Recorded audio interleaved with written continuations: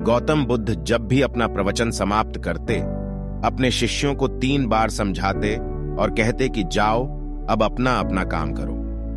उनका एक प्रिय भिक्षु था, आनंद। उसे यह बात अजीब सी लगती कि रोज रोज उसी बात को कहने का क्या मतलब है, और जब एक दिन उससे रहा नहीं गया तो उसने उन्हें टोक दिया।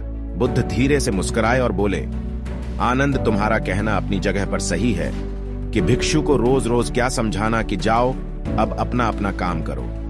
पर शायद तुमने यह ध्यान नहीं दिया कि धर्म सभा में सिर्फ भिक्षु ही नहीं, आसपास की बस्तियों के बहुत से लोग भी आते हैं। उनमें से बहुत से लोग ऐसे होते हैं जो पहली बार आए होते हैं, तो उनके लिए मैं यह बात 3 बार दोहराता हूं। पर यह स्पष्टीकरण भी आनंद के पल्ले नहीं पड़ा।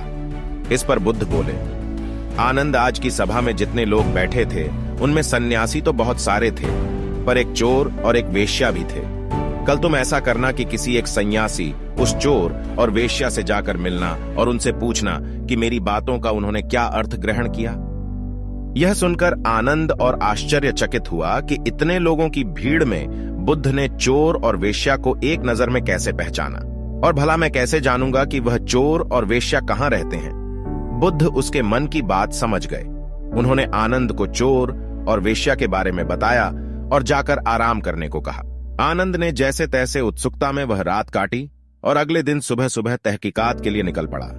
सबसे पहले वह एक सन्यासी के घर पहुंचा जो बुद्ध की धर्म सभा में नियमित रूप से आता था।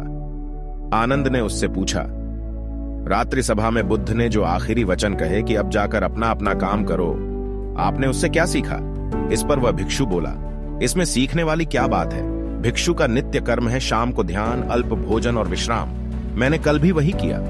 आनंद को पता था कि भिक्षु से उसे यही उत्तर प्राप्त होगा। अत वह मुस्कुराया और चोर के घर की ओर चल पड़ा। पूछते पूछते वह चोर के घर पहुंचा। चोर उस समय सो रहा था। उसे उसके घर वालों ने जगाया और बताया कि भिक्षु आनंद उससे मिलने आए हैं। यह सुनकर चोर चौंक उठा और हाथ जोड़कर आनंद के सामने हाजिर हो गया। आनंद ने अपना सवाल दोहरा दिया, रात्रि सभा में बुद्ध ने जो आखिरी वचन कहे कि अब जाकर अपना अपना काम करो, आपने उससे क्या सीखा? चोर विनम्र शब्दों में बोला, भिक्षु, बुद्ध तो अंतर्यामी है, इसलिए आपसे क्या छिपाना। मैं कल रात पहले बुद्ध की धर्म सभा में गया और उनके प्रवचन सुने। मेरा तो जीवन ही सफल हो गया।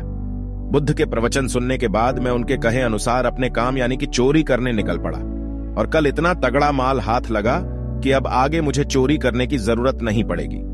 अब मैं अपना जीवन आराम से काट सकूंगा। चोर की बात सुनकर आनंद हैरान रह गया।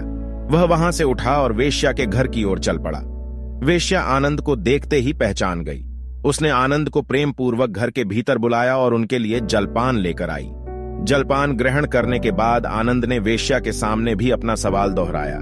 यह सुनकर वेश्या बोली, भिक्षु, भगवान बुद्ध ने अपने प्रवचन के अंत में कहा कि जाओ अपना अपना काम करो। सो प्रवचन के बाद मैं अपने घर आई और अपनी नाच गाने की महफिल सजाई, लेकिन बुद्ध के आशीर्वाद से कल के जैसी महफिल तो कभी नहीं सजी। कल मेरी महफिल में कई बड़े बड़े राजे महाराजे पधारे। उन लोगों ने प्रसन्न होकर इतना धन धान्य मुझे दिया कि अब मुझे धन के लिए यह कर्म करने की आवश्यकता ही नहीं पड़ेगी। आनंद के आश्चर्य की सीमा न रही। वह वहां से वापस महात्मा बुद्ध के पास गया। उसने बुद्ध को जाकर प्रणाम किया और उन्हें सारी बात कह सुनाई। बुद्ध बोले, आनंद, इस संसार में जितने भी व्यक्ति हैं, सबके मस्तिष्क अलग अलग हैं। वे सभी लोग अपनी बुद्धि और क्षमता के अनुसार ही हर बात का मतलब निकालते हैं। इसीलिए मैं अपनी इस बात को 3 बार कहता हूं कि जाओ, अब अपना अपना काम करो। इसके पीछे मेरी सोच यही है कि किसी के समझने में कहीं कोई कमी न रह जाए। लेकिन इसके बाद भी लोग उस बात का मतलब अपने अपने हिसाब से समझते हैं और इसका कोई उपाय भी नहीं है। इसीलिए ये सृष्टि ऐसी है।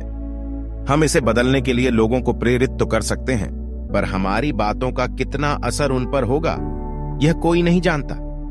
इसीलिए मैं सभी के साथ एक समान व्यवहार करता हूं और सभी को एक समान अपना अपना कार्य करते रहने के लिए प्रेरित करता हूं।